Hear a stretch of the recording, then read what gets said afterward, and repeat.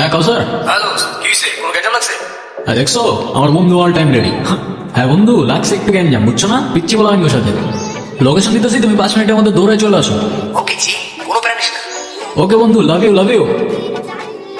আসতেছে। আসুক আসুক, প্যারিস না, ওর আইডিয়াও নাই ও সুন্দরবনে বাঘের সামনে দাঁড়ায় আছে।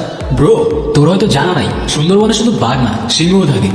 ও হো, আরে বাদ দে না, কি দরকার ঝামেলা করা?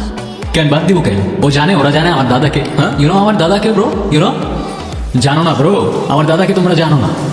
ব্যাকআপ আছে, এমনি এমনি চলি না ব্রো। ধারণা নাই তোমার আমার সম্পর্কে।